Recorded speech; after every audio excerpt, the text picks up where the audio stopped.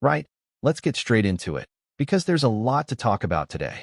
We're smack in the middle of the second international break of the season, and while there's no Celtic action on the pitch for a wee while, there's been plenty happening off it, and it's the kind of stuff that's got the whole support talking.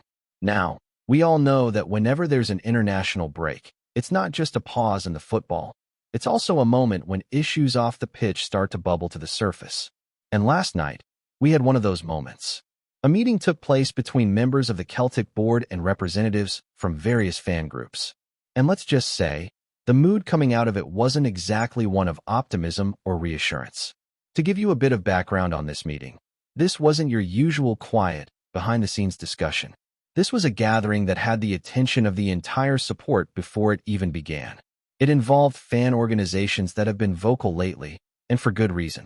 A lot of people feel that things at Celtic, structurally and philosophically, just aren't right at the moment. There's frustration, there's confusion, and above all, there's a growing sense that the people running the club are completely out of step with what the support is seeing and feeling.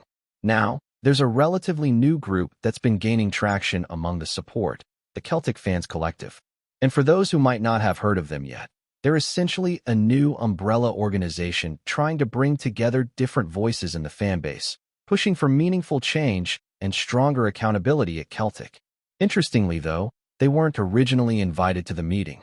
That invite was sent out to more traditional and established groups like the Celtic Supporters Association, the Trust, the Green Brigade, and so on.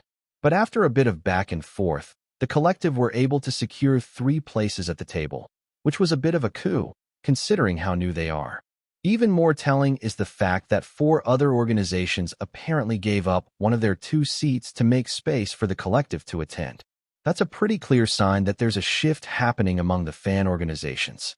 So in the end, we had representatives from all corners of the fan base in that room, from the Irish supporters clubs, the Disabled Supporters Association, Boys Celtic, North Curve, and a few more. The only group in that room not aligned with the collective, other than the board themselves, was the North of Ireland Celtic Supporters Club. On the club's side, it's been reported that Michael Nicholson and Chris McKay were present. That hasn't been officially confirmed, but frankly, there would have been a bit of outrage if they hadn't shown up, given the promises made ahead of this meeting. But here's the part that matters. How did it actually go? Well, as you might have guessed, not great. In fact, it's sounding like it was a pretty frustrating night for those who went in hoping for honest dialogue and some sense of movement from the board. At the time of recording, we've not had the official update from the collective. That may well land later today, but already we've seen some messages and leaks doing the rounds online. One of them, which was apparently meant to be confidential, has been circulating, and the tone of it is bleak. According to that message, the meeting dragged on for around 2.5 hours, but the end result? Not a lot. Not in terms of progress, not in terms of accountability, not even in terms of basic recognition of the issues fans have been raising for months now. It's been described by those close to the situation as a session of complete denial from the club. Denial that anything's wrong. Denial that mistakes have been made. Denial that the transfer windows in recent years have been disappointing. Denial that there's a lack of ambition. Denial that there's a disconnect between the boardroom and the dugout. You name it. If it's been said about Celtic in the last year or two, the board seems to be rejecting it outright. It's like they're living in a completely different reality from the rest of us. And this meeting, far from bridging that gap, seems to have made it even wider. The message that leaked out even included a line about the leak that happened to the Scottish press regarding Brendan Rodgers. Remember that story? The one that conveniently appeared right before the pressure started mounting? According to reports from the meeting, the club asked every board member if they were behind the leak. And, surprise, surprise, every single one of them said it wasn't them. No investigation. No accountability. Just a shrug of the shoulders and a move along. And listen, I've got to be honest, for a meeting that was supposed to be about fan engagement and transparency, this sort of stuff is insulting. The only thing the board seemed willing to accept, if anything, was that communication with fans could maybe, possibly, in some small way, be improved. No details, no plan, just a vague, we're looking at it. It's hard not to be cynical at this point. I mean, why call a meeting at all if you're not going to listen? If you're just going to deny everything and repeat the same tired lines? There's a growing feeling that the real reason for this sudden willingness to engage with supporters might have more to do with falling revenues than any genuine desire to change course. And when you look at some of the numbers being talked about, it starts to make sense. Merchandise sales reportedly way down in September. That massive new Celtic store in Glasgow city centre? Apparently dead quiet on a match day. That's meant to be our flagship store, and it's not even drawing footfall when the city's buzzing. Then there's the ticket sales. Sunday's match against Motherwell didn't sell out. First time in a long time that's happened for a weekend league match at Celtic Park. And the club were clearly feeling the pressure, sending out tweet after tweet, post after post, trying to shift last-minute tickets. It's not a good look. Add to that the European games, low attendances, empty seats all over the place. The atmosphere in some of those nights has been flat, and it's not because the fans aren't passionate. It's because they're disillusioned. They're not buying the product being sold to them anymore, not emotionally, not financially. So when you step back and look at the bigger picture, the timing of this meeting starts to look a bit more strategic. Damage control rather than dialogue. But if that was the plan, I think it's safe to say it backfired. Because what's come out of that meeting has only confirmed what a lot of us were already feeling. That there's a leadership vacuum at the club, a total lack of responsibility at the top, and a deeply embedded culture of brushing everything under the carpet until it becomes too loud to ignore. And honestly, that culture was on full display a month ago, too, when the club released that infamous Saturday night statement. You remember the one, full of deflection, vague language, and the usual digs at Rangers to try and distract the support. It was laughable, but at the same time, deeply revealing. That statement told us exactly how this board sees things. And it's not how the rest of us do. Right then, shifting gears a bit, let's talk football. Or at least, the lack of it right now. We're in the second international break of the season, and as always, it leaves that strange gap in the calendar where club football takes a back seat, and your timeline's full of players either flying across the world or staying behind to train in a near-empty Lennox town. For Celtic, it's a bit of a mixed bag this time.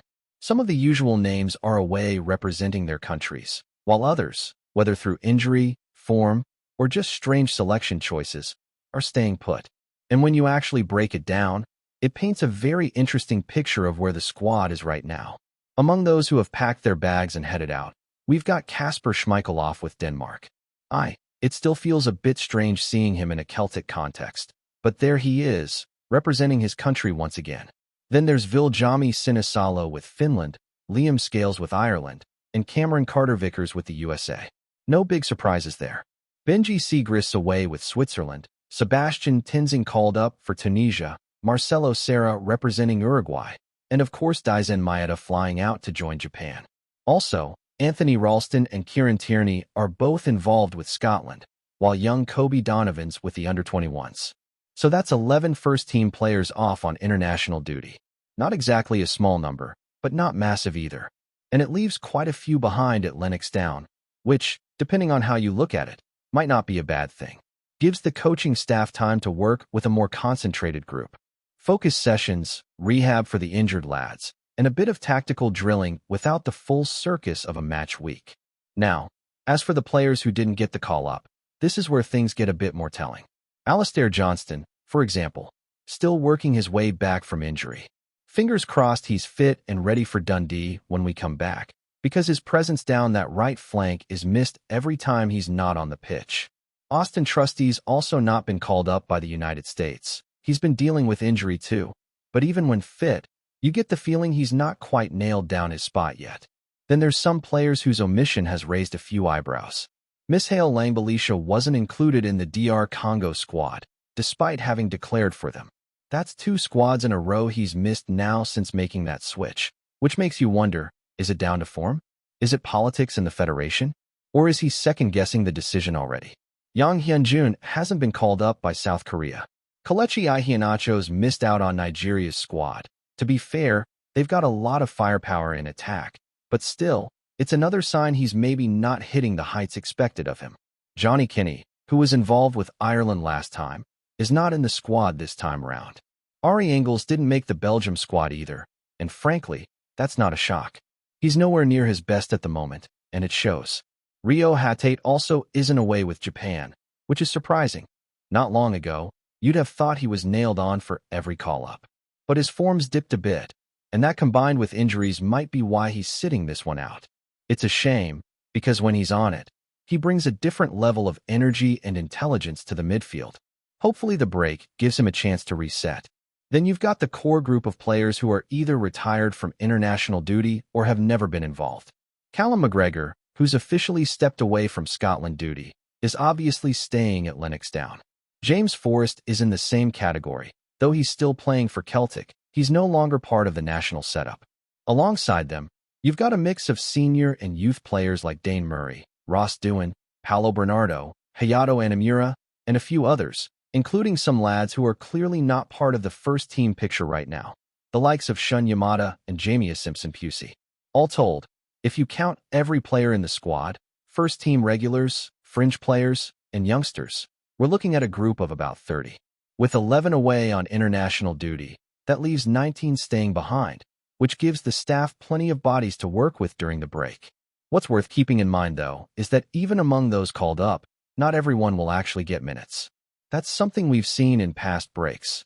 Lads traveling halfway across the globe, spending 10 days in camp, and barely kicking a ball. Benji Siegrist, for instance, is third choice for Switzerland and probably won't feature. Sebastian Tenzing and Sinisalo are in a similar boat. Even Carter Vickers, depending on how the USA line up, might only get limited action. So for some of these guys, it's more about staying sharp, keeping fit, and hopefully avoiding injuries. That's the big one, isn't it? We all want to see our players representing their countries. It's a point of pride. But the dread of someone coming back crocked just days before a massive game never really goes away. And massive games is exactly what we're staring down the barrel of once this break ends. The fixture list ramps up quickly. I mentioned this earlier in the week, but just to reiterate, we've got 8 games lined up in the next block before the calendar year's final international break.